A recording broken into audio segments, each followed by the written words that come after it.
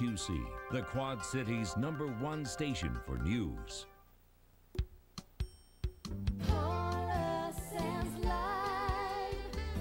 Today on PSL, Paula takes us to Vignettes, a new shop in LeClaire that offers everything from designer-inspired purses to organic lotions.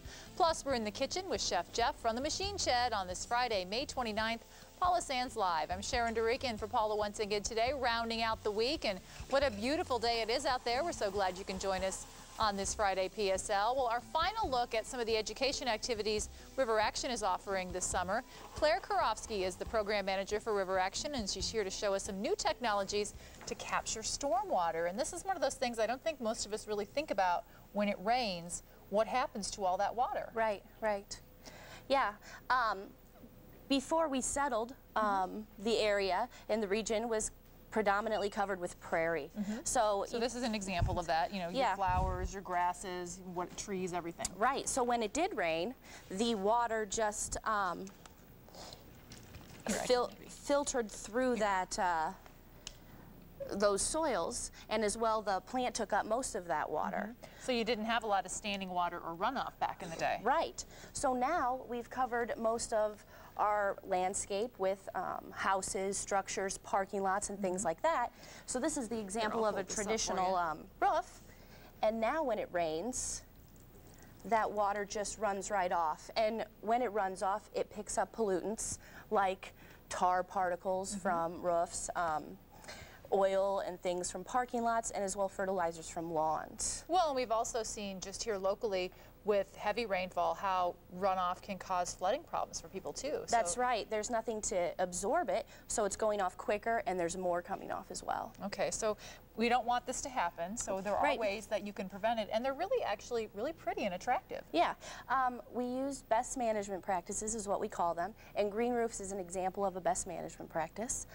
What it is the soils, a very highly engineered soil mix. It almost looks just like little pieces of gravel, but it doesn't feel really much like gravel. It's lighter than what you'd feel, I think, than just rocks. Right, and then the sedum plants, which are a drought-resistant plant, are what goes on top of a green roof. And then you can kind of tell here that when you pour the water onto it, and you've got your gutter up front there, so you'd see any of the runoff, and you're not really getting any. A lot of that absorbs, similar to what it did when we had the prairie landscape. And this is so pretty too. I think a lot of people might think, well, it's really beautiful, but it would look strange to have this on top of your roof. But there are several examples of this in the Quad Cities. Yes, we have one on the Davenport Police Station, and then we also have one on the McKesson Lofts across from where the Armory used to be. Okay. And you have the opportunity to tour both of those on our Explore the River series. How could like a homeowner do this? If you have a roof, maybe you're in need of a new roof and you want to do something different, is this something the average person could do? Yes, it is, and there's a lot of other best management practices that the average person can do too. Rain gardens, rain barrels, other things like that. So it's a good time when you're putting on a new roof to start to look into what you would need to do at that point.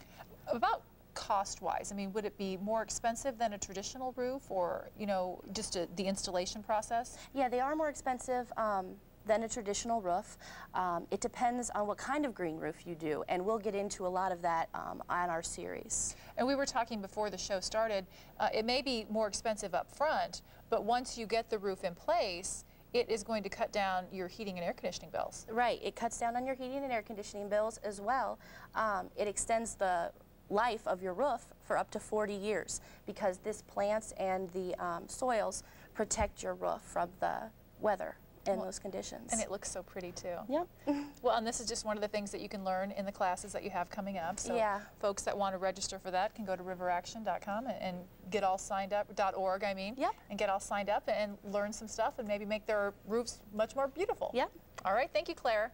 Well, coming up next, meet the newest member of our TV6 team. Paula had a chance to sit down with our brand new morning meteorologist, and it's right after this break on PSL.